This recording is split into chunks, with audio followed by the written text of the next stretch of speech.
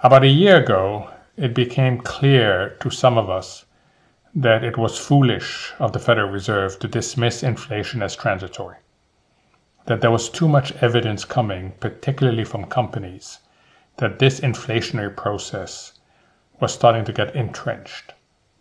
Had the Fed at that point kept an open mind, rather than repeat over and over the mantra that inflation was transitory, something that it maintained all the way till the last day of November, it could have started to soft land the economy.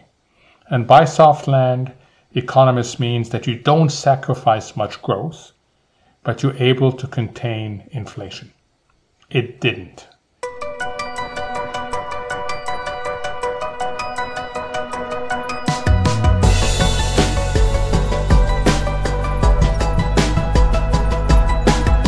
Inflation has hit a staggering 9.1% over the last 12 months, rising 1.3% for the month of June. The increases were, quote, broad-based, as the Bureau of Labor Statistics put it, touching just about every aspect of our lives, especially food prices and energy prices.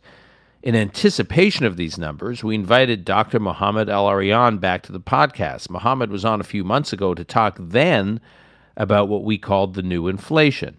That conversation was a big hit, so we were looking forward to getting him back. He's president of Queen's College at Cambridge University. He serves as part-time chief economic advisor at Allianz and chair of Gramercy Fund Management. Mohammed's also a professor at the Wharton School. He's a Financial Times contributing editor, a Bloomberg Opinion columnist, and the author of 2 New York Times bestsellers. He also serves on nonprofit boards, including the National Bureau of Economic Research and also the boards of Barclays and Under Armour. But from 2007 to 2014, Mohammed served as CEO and co-CIO of PIMCO, which has over $2 trillion under management. He worked at PIMCO for a total of 14 years, and he was also chairman of President Obama's Global Development Council. He previously served 2 years as president and CEO of Harvard Management Company, the entity that manages Harvard's endowment, and he has been chair of the Microsoft Investment Advisory Board since 2007. Mohammed is expert in many domains when it comes to the financial markets and the macroeconomy, but especially inflation. This is Call Me Back. And I'm pleased to welcome back to the conversation my longtime friend, Mohamed El-Erian. Mohammed, thanks for joining us. Thank you. It's a pleasure to be with you. I know I'm seeing you in about a week in person, but I didn't want to wait till then to have this conversation, so I figured we could have a second conversation when I see you in real time, live, but or in person. But there's just so much happening right now. Jobs report out. Obviously everyone looking to the next Fed meeting.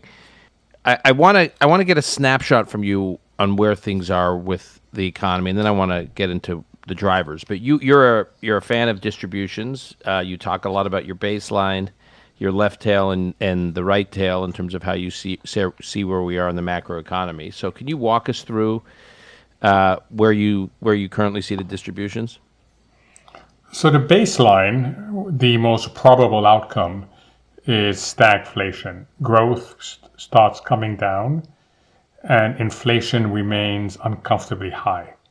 The right tail, the best outcome, is that we return to high growth and low inflation.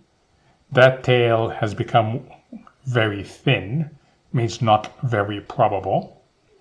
The left tail is a recession, and that tail has got a lot fatter, much higher probability. So if you look at the distribution, it's a very uncomfortable one because it means that the average American is now seeing their purchasing power erode at the rate of 8 to 9%. And there is a possibility that they will also start seeing their income be less buoyant. So they get hit both on the price side and on the income side. So in terms of losing the high growth, low inflation scenario, your right tail, how did we lose that option? Or you say it's thin. So let's say it's not totally lost, but let's say it's extremely thin. So how did we fail to grip that? We failed in two ways. One that we controlled and one that we did not control. About a year ago, it became clear to some of us that it was foolish of the Federal Reserve to dismiss inflation as transitory. That there was too much evidence coming, particularly from companies, that this inflationary process was starting to get entrenched. Had the Fed at that point kept an open mind, rather than repeat over and over the mantra that inflation was transitory, something that it maintained all the way till the last day of November, it could have started to soft land the economy. And by soft land, economists means that you don't sacrifice much growth, but you're able to contain inflation. It didn't. And even when it acknowledged that it had got its inflation call horribly wrong for a long time, it did not act. We had this absurd situation that in March of this year, when we printed a 7% inflation number, the Fed was still injecting liquidity into the economy. That was our fault. That will go down in history as one of the biggest Fed policy mistakes. It's been made worse by Russia's invasion of Ukraine. What Russia's invasion of Ukraine did is aggravate what was already in play. It did so first by putting pressure on commodity prices, particularly foodstuff and oil, making inflation worse. And second, by disrupting once again supply chains. So we've ended up having now to deal with the Fed's own mistake and then a significant amplifier in what happened in Ukraine. So when inflation was at 7%, what was that point you're saying in March? That was in March, but it was on its way up well before then, clearly on its way up. So the inflation's hitting 7%, it's March. Had Russia invaded Ukraine at that point? It had. They invaded Russia, on February 24th. Right. So Russia, so inflation is at 7% in March. Russia had already invaded Ukraine, so the economic pressure being aggravated by the geopolitical pressure was already obvious. What was the Fed's explanation at that point? So first, that inflation print captured inflation as of mid-February. So it was independent of the Ukraine invasion. The Ukraine invasion has taken us almost to 9%. So the Fed was trying to get out of a hole of that it had dug for itself, but inadvertently was digging it deeper. When you lose control of a narrative, you've got to do three things quickly. The first is explain why it is you got it so wrong. Now, the European Central Bank has done that, but the Fed has not. Second, you need to convince the world that you have modified your forecasting tools so you don't make the same mistakes over and over again. Again, the European Central Bank has told us what it has done, the Fed has not. And then third, if you're a central bank and you are politically independent, you need to come across as a technocrat, as telling it as it is, rather than trying to sugarcoat what you're saying. Unfortunately, okay. Oh, go ahead. So unfortunately, go ahead. The Fed hasn't done that third one either. So you have a situation when they came out with their last projections, and now we're talking about June. They were dismissed by not just economists, but also by former Fed officials as fanciful, dreamy, unrealistic. So the problem is that the Fed hasn't done the basic things that allow it to regain its credibility, and until it does that, the policy challenge is going to be acute. Okay, so I want to follow up on 2 points you made. One, you've made this point quite a bit, that the ECB, the European Central Bank, has actually explained what it got wrong, and that's a clear contrast to our Federal Reserve. So you've been in the central banking world. What motivated the European Central Bank to explain that it got it wrong? And what did it describe as getting wrong? Like, what did it say? Like, we got this wrong, and this is what we got wrong. What's the this? I think what motivated it is good central banking policy. Central banks operate through what's called forward policy guidance. They guide you to the outcomes that they want. And you can't guide people unless you're credible. So the ECB simply did what's in the game plan for good central banking. And there's a lot of debate going on as why hasn't the Fed done that yet? As to what they've acknowledged, they acknowledged that they underestimated the initial price shock. They acknowledged that they underestimated that the supply chains wouldn't fix themselves quickly. They've also acknowledged that they underestimated that companies themselves would seek to build up more resilience, which means that they would disrupt their own supply chains as they try to rewire them from the just-in-time paradigm to the just-in-case paradigm. So now you're saying that the Fed here, because it has not acknowledged mistakes when it issues its forward policy guidance, it's not treated with a high degree of credibility. So what are the implications of that? I mean, that the markets just kind of roll their eyes when the Fed issues its forward policy guidance? That seems pretty unsustainable. Yes, and I think it's a concern to lots of people. The implications is rather than lead markets, the Fed is pulled along by the markets. And that means that the Fed could overreact. And in fact, the main concern today is that a Fed overreaction will push us into recession. So how does that work? The Fed is supposed to lead markets because markets have a few tendencies. They overshoot. So you don't want to be in a situation where markets simply overshoot day in and day out because that causes damage in itself. Second, you want to guide the markets to the sorts of outcomes that are most likely. Markets don't get to these outcomes in a linear fashion. So you want to minimize the disruptive path. If, however, you are not leading the markets, but you're lagging the markets will tend to pull you in a place that you really shouldn't be going. And that is what has happened this year. First, the markets were really worried about inflation, so they forced the Fed to project a very aggressive hiking rate. We heard, for example, that the commitment to inflation today is now unconditional. However, when the economy slows down and you have an unconditional commitment to inflation, you could end up tipping it into recession and then end up by creating another policy mistake, which has significant damage. And the people getting hurt right here are the people that can least afford to get hurt by what's going on. So can you just spend a minute on that? When you were on a few months ago, you explained it, but I just think it's worth, I think we can never say this enough, that inflation, when it really kicks into high gear, is ultimately a huge tax on the poor, on the people on fixed income, on people who are unemployed. Can you explain that? Yes, and remember, inflation hits everybody, right? It's not like unemployment that can hit some people.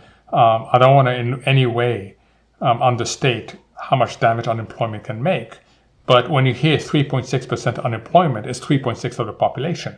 Inflation hits everybody. Our initial conditions are very different. Our ability to absorb price shocks are very different. If inflation comes mainly from foodstuff and from gas, those two elements take a massive bite out of people's budgets if you are lower down in the income ladder, which means that you start to have to make really difficult decisions. Often you can't just give up on driving because you're driving to work. Food is very difficult to give up on. So you start cutting expenditures elsewhere. At some point, when inflation continues at 8 to 9%, that is not enough. And then you're left with terrible choices. There's a reason why today the lines outside food banks are growing again. So this has massive social implications. It also has economic implications because you start to destroy demand which means that once again you have a bigger slowdown than you would otherwise. And of course, it has massive political implication because people get angry. And people don't quite understand how the Federal Reserve works, so it is the administration that gets blamed for inflation. We are constantly told by officials in government, by different voices in the media, that really the inflation bomb was created by the actual bombs that were dropping in Ukraine from the war in Russia, and you've made the point here and elsewhere that the Russian invasion of Ukraine was a but not the driver of our current situation, and if anything, the Russia war amplified already a bad situation. So can you just, I know you touched on that before, but you just spend a moment on that the dynamics were in place well before the Russia's invasion of Ukraine. Yeah, and the numbers are very clear. As I said, we had gotten to 7% inflation before the invasion happened, because that captured the situation on the 15th of February. Yeah. And the invasion started on the 24th of February. Look, there's no doubt that the first shock to the inflation was exogenous. So even before the Ukraine war, I'll take you back to spring of last year, there were supply side disruptions. There were labor shortages. Companies couldn't secure their inputs. They were having to pay more for labor. So you had an initial shock that was what's called exogenous. It came from outside. But if you've lived through an inflation episodes, and very few people have, because the last bad inflation episodes was the 70s and the late 80s, in the 70s and early 80s, you realize very quickly that it's not the first round effects that get you, but it's the second, third, and fourth round effects that get you. So the role of a central bank is not to compensate for supply chains. It's not to compensate for wage issues. It is to stop this being entrenched in the system. Let me give you a very simple example. If I believe that inflation is going to go away, I will not go ask for higher compensation. If however I am continuously surprised on the negative side by inflation, I will not only come and see you and say, I need to be compensated because my standard of living has come down at a rate of almost 9% in a year, but I don't trust what's ahead, so I need to be compensated for future inflation as well as past inflation. Once that happens, it hasn't yet, but if we're not careful, it will. Once that happens, inflation becomes endemic. You get what's called a cost-price spiral. Higher costs lead to higher prices lead to higher costs, and then you've got to really do a Volcker and take this economy into a deep recession to get the inflation disease out. Do you think we're heading towards that, where we need a Volcker, where you can no longer just tap on the brakes, but you have to slam on the brakes? I think the Fed is already going to slam on the brakes because they're worried now about their credibility and their political standing. My concern is we slam on the brakes and then we take our foot off the brakes and then slam on the brakes, then take our foot. It's called stop-go. It's a trap, a policy trap that developing countries fall into and that quite a few advanced countries fell into in the 70s and the 80s, where you don't have the conviction of your policies and therefore you get whipsawed. I think that's the biggest risk right now. And that would be tragic because if that were to happen, then in a year's time, we will still be dealing with inflation and we would have damaged growth quite a bit. You've got to get inflation out of the system at this point. You mentioned that most people who are players in this modern economy have not lived through an inflation spiral like we're experiencing right now. It was a recent piece I read in The Economist, which we can post in the show notes, that actually looks at the CEOs of some of the largest companies in the U.S. and Europe. And it's pretty interesting. I mean, it shows that even the people running some of these large companies fit into that category that you just fit that characterization you just described. Haven't really lived through inflation. I mean, they may understand it at a purely academic level, but they don't know what it means to operate a company in a high inflationary environment. How acute do you think that problem is? I think it's a serious problem. I mean, you have two things. You have people who haven't lived through it, and you have operating models that are not built for inflation. So you get the double whammy, if you like. Look, let's be clear. Inflation at some point is going to come down. The question is how much damage is created and how much of that damage was avoidable. I go back to the person who is struggling right now to make ends meet because of inflation. And what happens if we go into a recession? They risk their job at that point. So the question is not just, will the system adapt to inflation? It will. It's at what cost? And I'm worried in a serious manner that we may end up with paying a much higher cost than we would otherwise. And that's true for companies. That's true for households. And that would have implication also for the next few years in terms of our ability to grow again in an inclusive manner. When you look at the Fed's options now, and recognizing your point that the Fed is likely to get aggressive, and what does aggressive, by the way, look like in the next? Like, what could we see coming out of the next Fed meeting? So you would see 75 basis points again, which would be very, very unusual to have two 75 basis points hikes at the same time. But would you still consider that aggressive? Another two back-to-back 75 basis points is aggressive, okay? And then it would be followed by a 50 basis points hike. And there will be a lot of questions as to the amount of damage you do to the marketplace as well. And, we normally shouldn't care about valuations, but you care about market functioning. So that's the other concern, that if you go too fast, there's still highly levered positions in the marketplace that then you force a disorderly deleveraging. That's why central banks do not like doing 75 basis points, let alone have to do 275 basis points followed by 50 basis points. If you go back, I think about the tools available to the Fed. So if you go back to the the global financial crisis and the amount of monetary stimulus that followed that crisis, and it felt that it seemed like the Fed had never really let up. They just created this highly stimulative environment, and they never reduced the stimulus, even when the economy was booming and markets were thriving. And there was that period in 2018 where the Fed made modest steps to shrink its balance sheet by allowing, I think, to mature a few of the QE bonds it had purchased, as well as raising interest rates to a very modest level at the time of 2.5%, and that caused something like a 20% stock market decline if you look at global markets. And then the Fed got panicked and immediately changed course. It's sort of like it experimented with a little more of a sober approach, and the markets said, whoa, and then the Fed reversed course.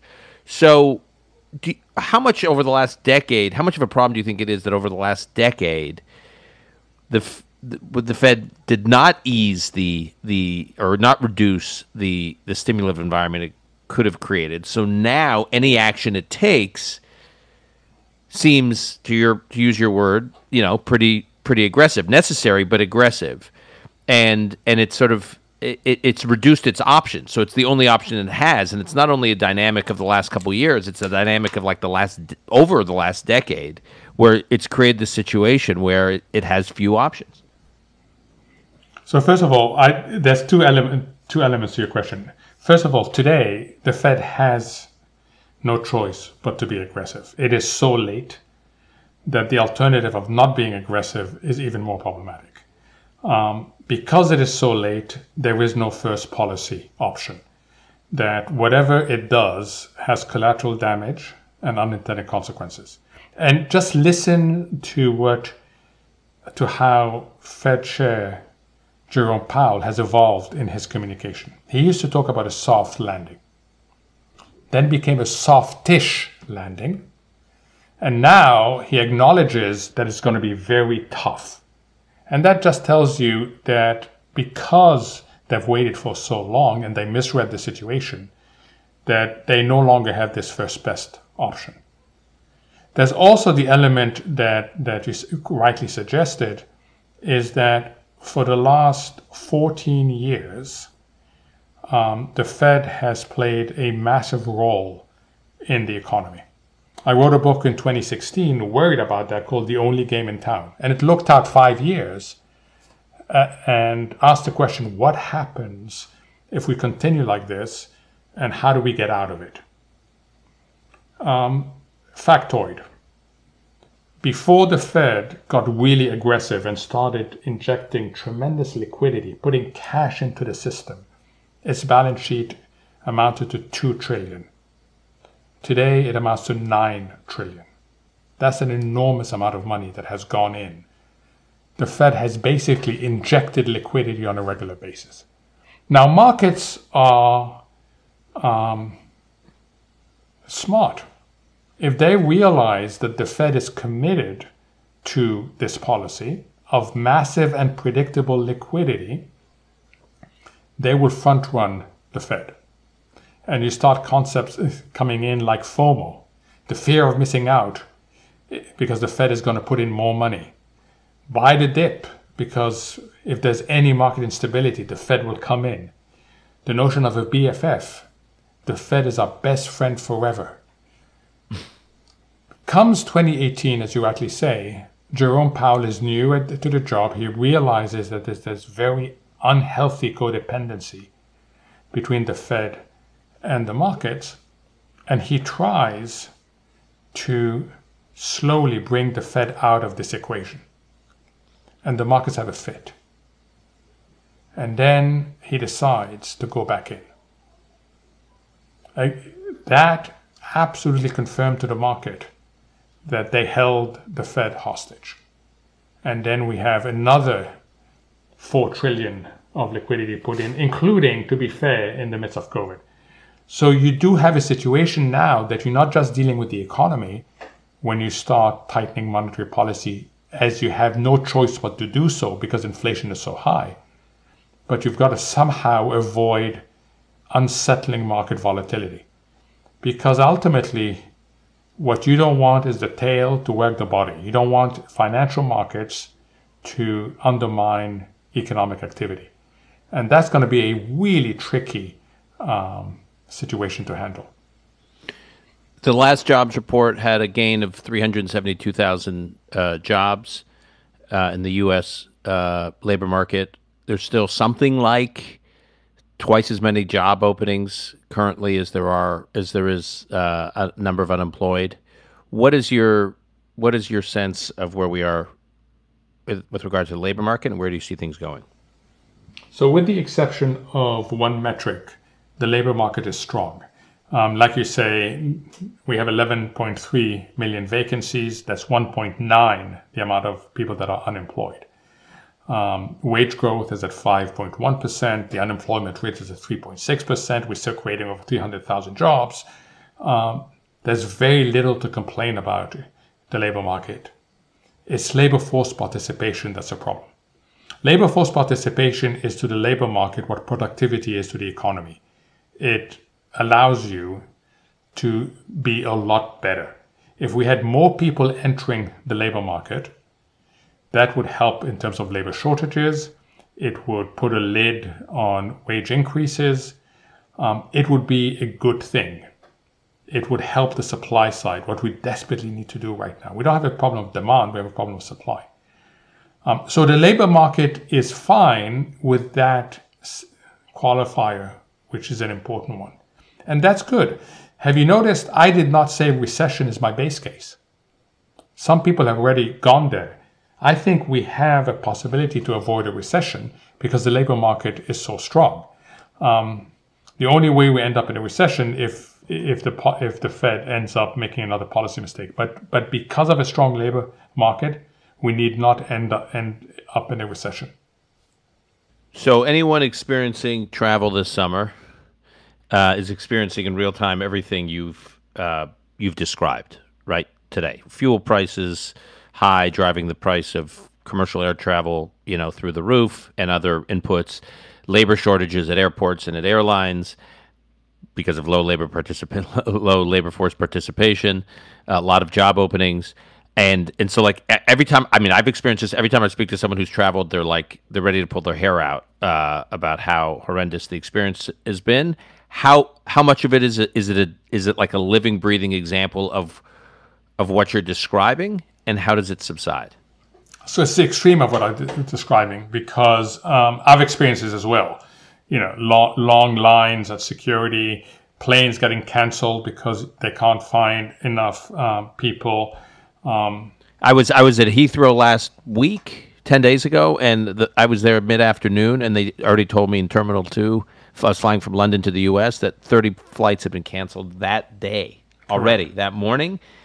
And the security line was outside of Terminal 2. They had to move the security line outside the building because there was no space inside the building for everyone to queue up, because there were too few lines, because the security staff were not showing up. You're making me very nervous. I'm going to Terminal 2 in 2 days' time in the I'm afternoon. Sorry, it was fly bad. Back to I got to the US. tell you, it was bad. It was like a mutiny there in Terminal 2.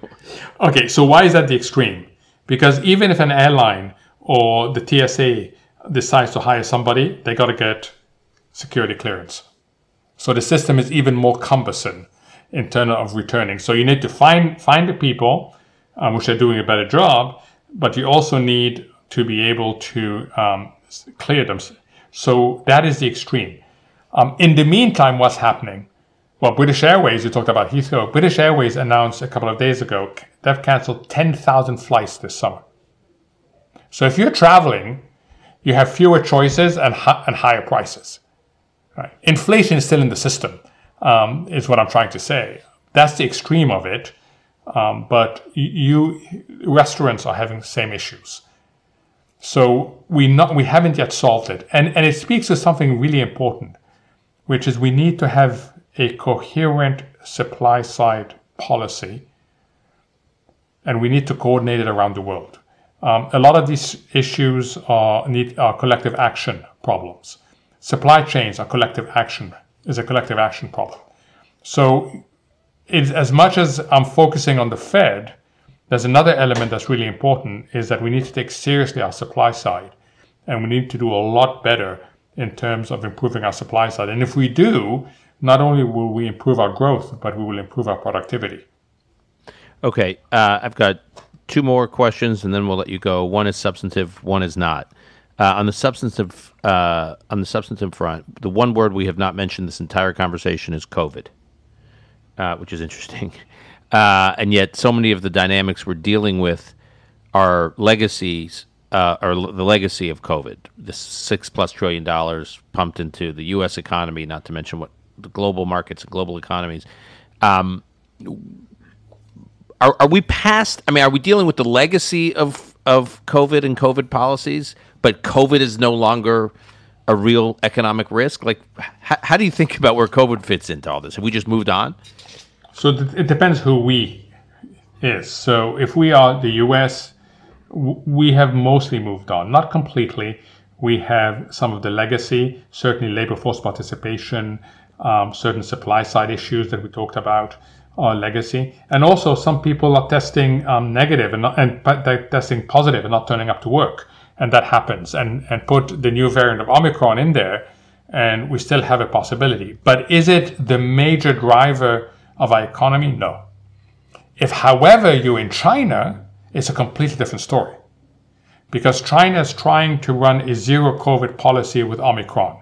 That does not work. At some point, the Chinese are going to have to swallow their pride and use Western vaccines in order to overcome the trade-off between lives and livelihoods. Vaccines allow you to reconcile lives and livelihoods. So if you're in China, COVID is very much alive, and it is disrupting you because you get shut down every once in a while.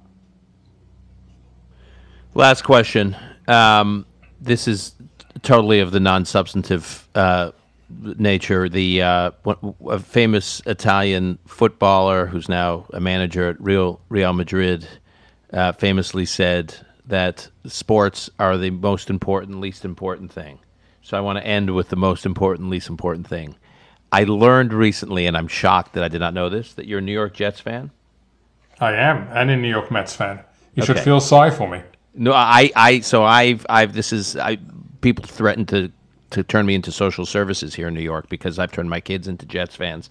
Thank you. And we don't miss a home game, and we even sometimes travel to away games. So I know you're not terribly optimistic about the Fed and the Fed's future, but where are you on the Jets' upcoming season? I think there's a world in which they break the double digits in terms of wins. I'm looking at their schedule and seeing a possible 10 or 11 wins. Look, I hope you're right, but you're obviously much younger than me because you're falling into the typical Jets trap, which is at the beginning of the season, we are optimistic, and it takes us about 5 or 6 weeks to realize that it was just going to be a repeat of everything we've seen since Joe Namath, and that, that's our reality. Look, I'm going to be perfectly honest. I'm going to be cheering for the Jets, but also cheering for the Bills, because if I can't see the Jets get to the playoffs, I don't want the Patriots to get to the playoffs. So here's my rationale on that, is that I'm in a similar situation. So I feel the same way about the Patriots that you do. I also was born in Utica, New York. And I lived in Toronto for years, which is a couple hours drive from Buffalo. So the Bills were the closest thing we had to a local team. And they are such a winning team that always gets the short end of the stick, right? All those Jim Kelly seasons, and they couldn't win the Super Bowl, and so they're like a hard scrabble team that I've always an underdog that and they've always gotten so close, and I've always kind of quietly rooted for them. So actually, the two teams I care about if the Jets can't make it are the Bills, and for other reasons I'll walk you through another time, are the Cleveland Browns. But I'm confident this year that the Jets are not a team for which we need to have backup teams, because I think they won the draft season.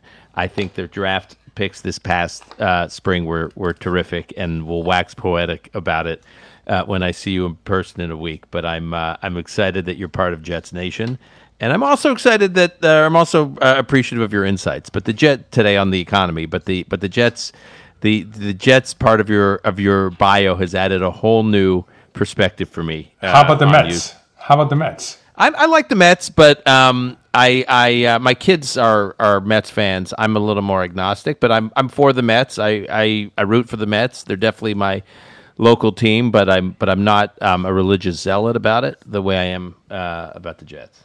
Well, you should know I turned up on TV wearing a Jets jersey. Really? Yes. When? Big mistake. Big mistake. It was when we beat the Patriots in the playoffs. Oh, I remember that. That was an amazing. Yeah. Anyways, we'll have to get you to a game with Campbell and my crew, because we're nuts, and it's good to find someone else who's equally as nuts. Mohammed, thank you as always for taking the time to be with us, and I'll see you soon, and hope to have you back on the podcast again, as I'm sure the matters about which you discuss and analyze are not going to get any less grim for the foreseeable future. So on that upbeat note, thanks again. Thank you, and it's my great pleasure.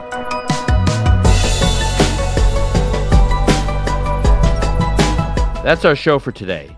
If you want to keep up with Mohamed El-Erian, you can track him down on Twitter. He's at El-Erian.